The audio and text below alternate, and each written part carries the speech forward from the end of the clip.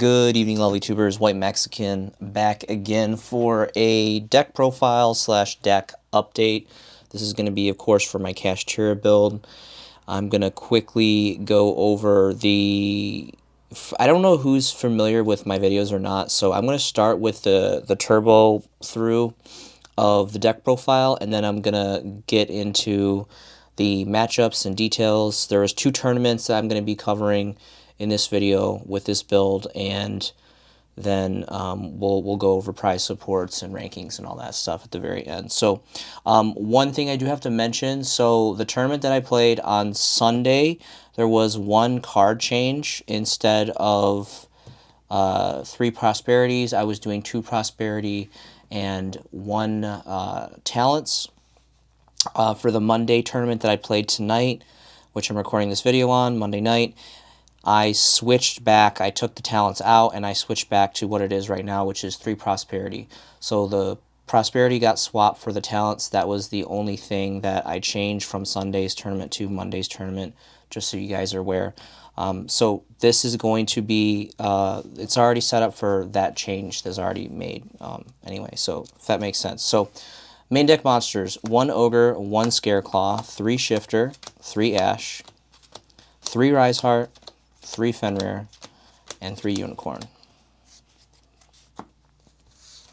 For the magic cards in the main deck here, 1 Called By, 1 Terraforming, 3 Prosperity. Again, the tournament that I played on Sunday, I was doing 2 Prosperity and 1 Talents. And for today, for the Monday tournament, I switched back to 3 Prosperity, cutting the Talents entirely.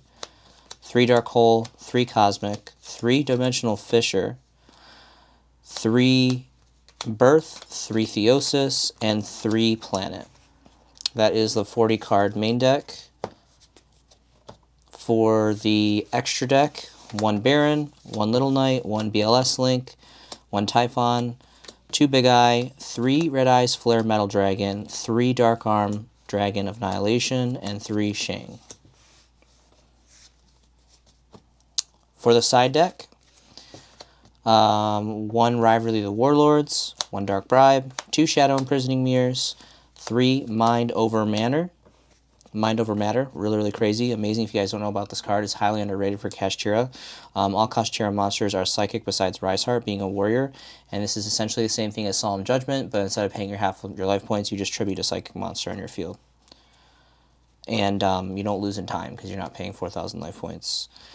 This is a change. I did cut from my last deck profile. I did end up very painfully cutting 2 Dimensional Barrier for 2 Vanity's Fiend. I like this more so going first. I do not main it. I do side it in, depending on the matchup.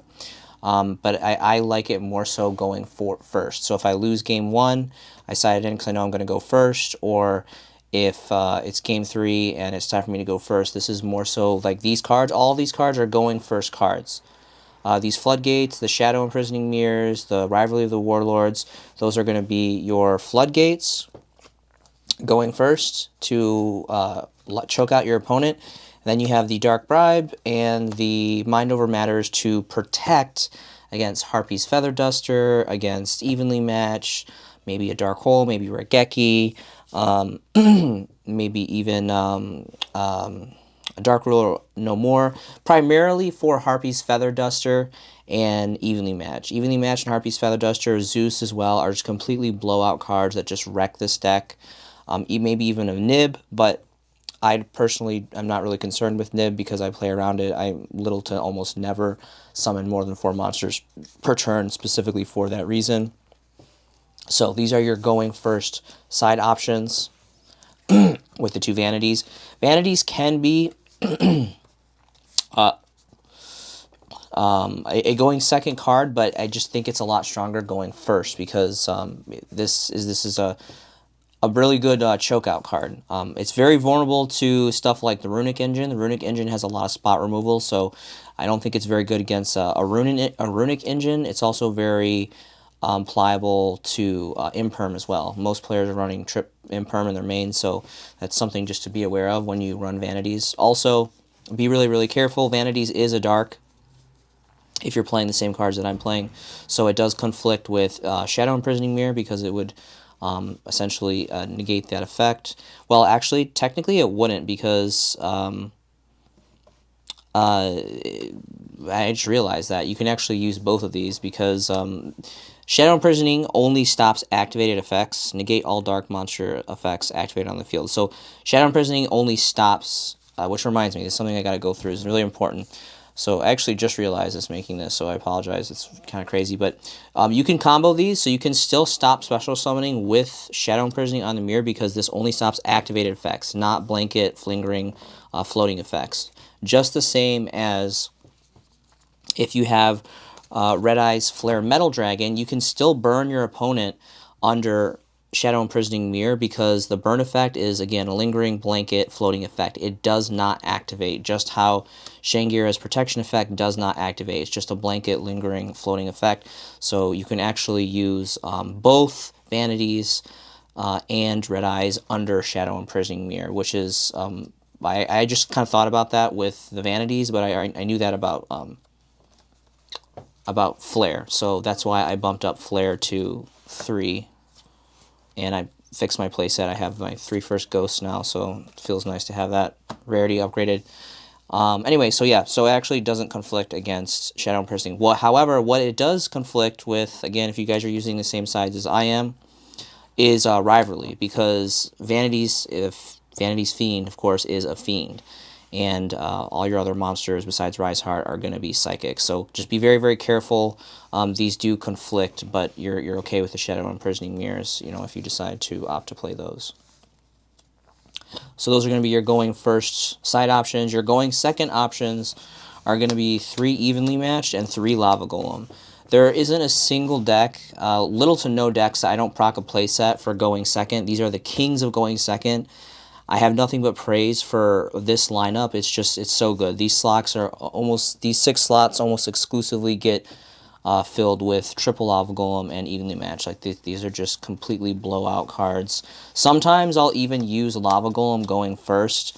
If you're playing against like something really control heavy with like a lot of extra deck monsters, say like Sword Soul for an example, this is really good. Or even against Generator Boss. This is also pretty good. Either usually going first or second, it's still pretty good. Obviously, ideally, these cards are, the Lava Golem is better going second, but even going first, it can proc you some instant spot removal for their big extra deck monsters. So that is the deck right there. That's this most updated form that I have for you guys. I'm going to go into some details now for the matchups. So Sunday tournament is our most, in my personal opinion, is our most competitive tournament here in Syracuse, New York. And it's really, really difficult because we usually get a pretty good turnout, and a lot of the most competitive players compete on Sundays. And I'm just going to give you the breakdown here. So the first tournament, it was about 25 players. Round 1, I played a Trickstar Burn deck. It was 3 games. I ended up winning the match. I did lose, I believe it was the second match or the second game, not the match. I won the match, but I lost the second game because he Zeused me. He Zeused me and cleared my whole board, and I just couldn't stop the Zeus. So he took game 1, but I took the overall match. So round 1 was a win against the Trickstar Burn. Round 2 was against a Snake Eye Infernoid / OTK build. That was 3 games. I won the first game. I won dice roll setup. Pretty much locked him out with removal control. And then he went first game 2. I drew kind of bad, but well, it didn't really matter because he FTK'd me. He went for the 8K burn, whatever the thing is. And he took game 1 with the OTK. And then game 3, I kept control. He stated that he misplayed. I'm not really sure exactly where he misplayed, but I also busted out Rivalry at a really good point in one of those games, which really hurt him a lot. But ended up taking game 3, and I won round 2. Going into round 3, going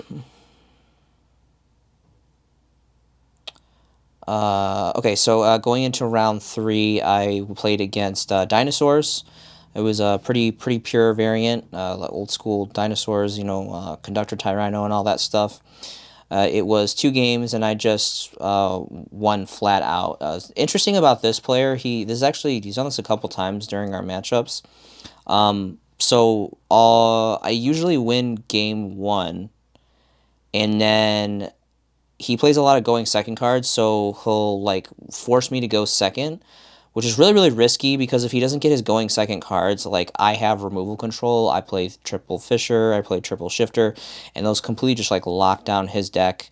And with me also now running Vanities, it's just it really hurts him a lot. So I just won flat out both games, and I won round 3 against Dinosaurs. Round 4 was my first loss of the event. It was against a Snake Eye Fire Kings blend. We went to 3 games, and I ended up unfortunately losing the last game. We ran out of time, and I lost in time because I was down in life. Also, I just did not get graveyard manipulation with Fisher and Shifter.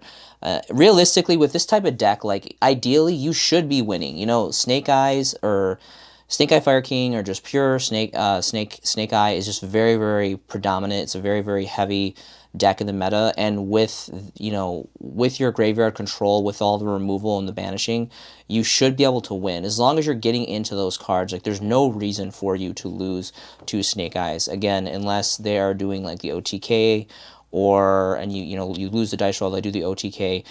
Fisher and Shifter pretty much do your work for you for the most part. You do have to draw into them. When you don't draw into them, it does become a pretty hard matchup, but you have a lot of opportunities, with Prosperity, and, anyway. So that was my first loss. Went to game 3 again. I was down in life, and I ended up losing in time. So that was my first loss in round 4. We went to round 5. Round 5 was against a Runic Bestial player, and we went. That was probably my worst matchup. My worst performance. We just went straight 2 games, and that was just an insta loss. We did go almost to full time those two games, but I did lose both games and completely lost the round. That was definitely by far the worst round that I played that whole tournament. I did misplay in the second game.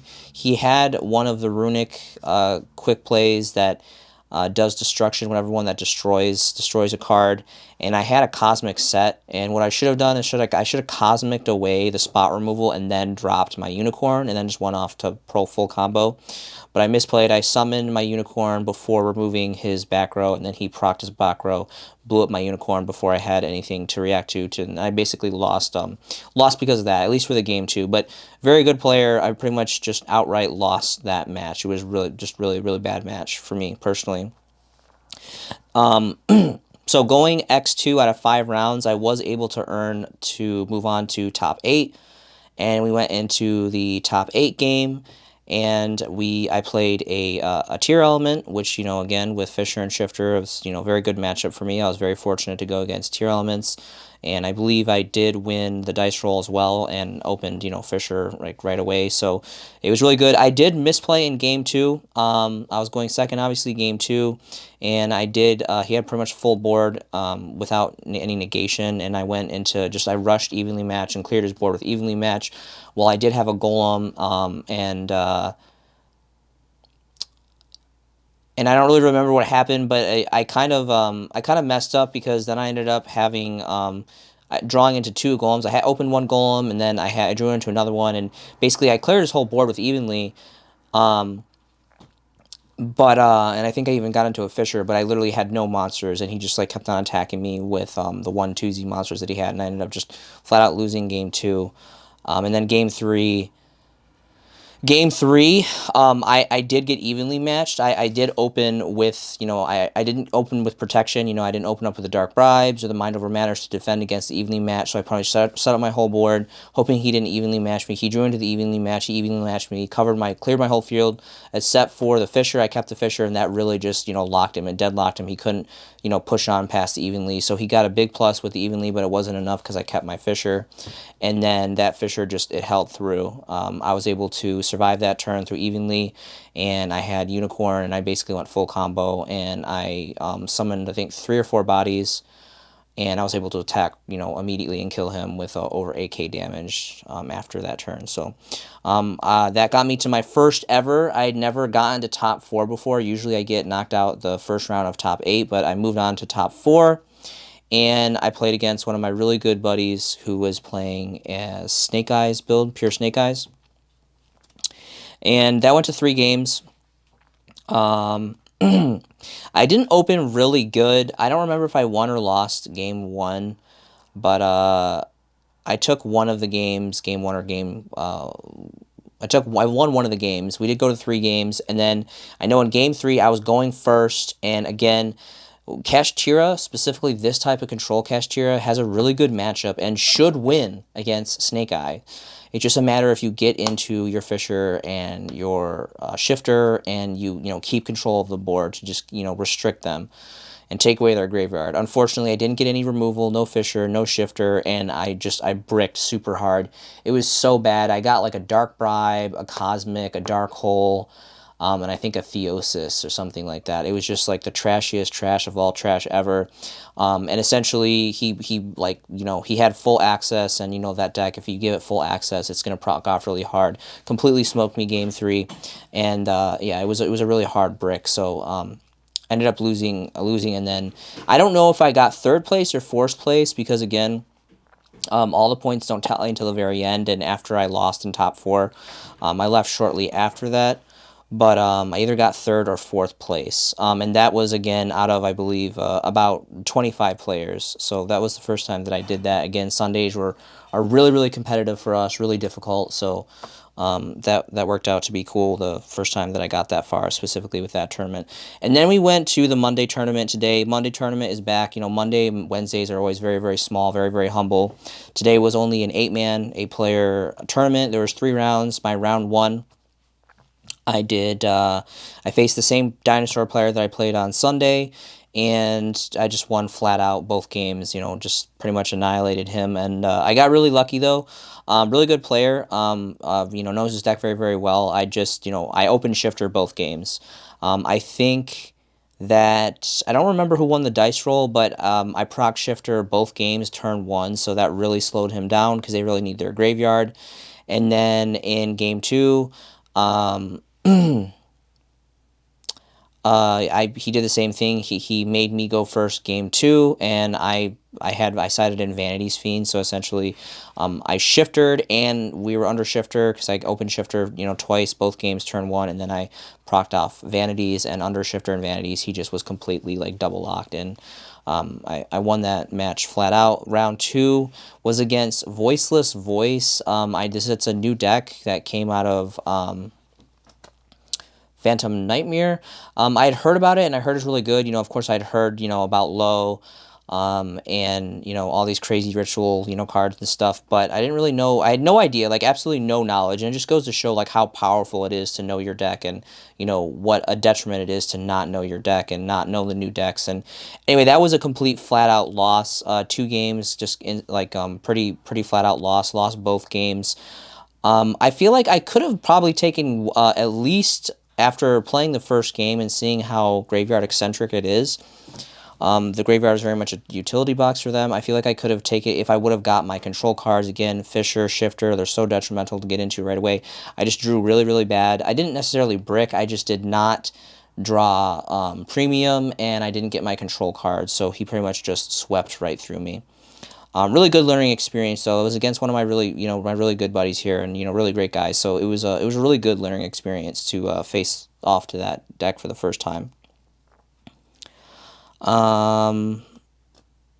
Okay. So round 3, there's again, it's only 8 players, very small. Round 3 was against a Branded Despia player. We did go to 3 games, and I lost game 1 pretty outright. It was pretty bad. Game 2, I was going first, and I procced off Rivalry of the Warlords when he summoned the Tragedy, which is a fairy, so he really couldn't summon cards after that. So that locked him out pretty good, and I was able to take game 2. We had about 20 minutes left for game 3. He was going first, and they puppet locked me, so that turn 1 puppet lock was pretty rough, but I was able to survive because I had the puppet, and I just went and I set a Rise Heart, and he wasn't able to kill me the next turn. So I got locked out from special summoning. I had 2 bodies pass over to them. I did have Fisher, though, so they weren't able to use the Mirror Jade to do spot removal or send from the extra deck, so I was able to survive. and then I was able to just recur. I was able to proc off, you know, full effect after that. I also, at that game, in Game 3, I also ashed 2 separate branded fusions, which was also very detrimental. I was able to negate 2 branded fusions, which was really what sealed the deal. And Game 3 in particularly, Fisher really, like, did a lot of work. Like, they removed a lot of their resources trying to push through, you know, going through their extra deck, and it just, Fisher was detrimental to my victory in Game 3 against that matchup. So overall, I ended up placing 3rd place for that. And I forgot to mention, so for Sunday, so I'm really debating. It's so getting top 4, whatever, 3rd or 4th place. I got one OTS 23 pack and $11 credit, which is just like really not. It was a lot of work. It was really a lot of work to make it all the way to top 4 out of 25 players, especially with this Sunday tournament, because again, it's very competitive, very smart, very skilled players. But I think that the top 2, so I think, yeah, the top 2, they got, you know, exponentially more. I can't remember exactly the numbers, but pretty much if you don't get 1st or 2nd place during the Sunday tournaments here, it's just pretty bad. Like, it's a lot of work, and you really just, like, 11 bones and an OTS pack is just, is pretty disgraceful, personally, in my opinion. I got this pull the rug for free because people just don't really care about stuff, and I was able to, you know, get that free 99 tabletop proc on this. So that's what I got for Sunday. Again, that was kind of crazy. And then for getting 3rd today, it's insane because, like, again, like, this was 25 players, and I either got 3rd or 4th, and I only got 11. And then today it was literally only 8 players. Like, that's it, like 8 players, and I got 3rd, which is essentially, you know, the same or worse than I got in the Sunday tournament, and I got almost the same amount, 8 bones credit. But also with this one, it's super cool because depending on your top, you get extra OTS packs. So the entry one, and then I got 2 additional OTS 20s. They have super old ones. They said something about, like, the staff, like, they're you know, getting the new one soon or something like that. I also got 3 free Neko Mana King. I love this card. This is a turn skipper for Dark World. And I just really like the coloring in this. People just, like, throw this stuff away. They just, like, do not care. Like, they'll just, like, they're very stingy. Like, if it's not an ultimate, they essentially just, like, throw it away. So I always cop the free goods. This is actually, like, 3 bones. And I've been selling these like crazy on TCG Player. And again, these are just, like, I like these because of Dark World, and they just look cool. And it's originally a common out of Magician's Force, I believe, which is Gen 1, super old school. But I like these supers. So anyway, so this was the free stuff. 8 for the small tournament, 11 for the big tournament. And again, so we got these OTS packs here. So the last thing I'm going to do is I'm going to crack these packs for you guys, and then we'll seal the deal on this video.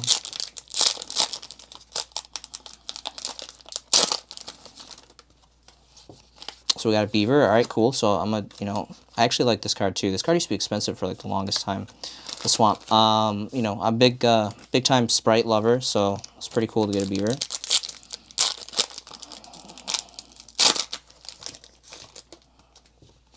We got another Beaver. All right, so cool. If we're gonna get a super, I mean, I'd rather get, you know, that's definitely a super that I don't mind getting.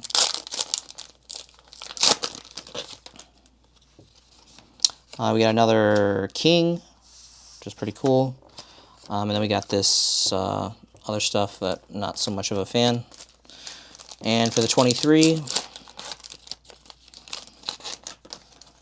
we got this stuff, which is really not the best. But so those are the OTS. That is all I have for you guys. Thank you so much for joining me tonight. This has been a showcasing by Autumn's Allure. My name is the White Mexican, and I'll see you in the next video.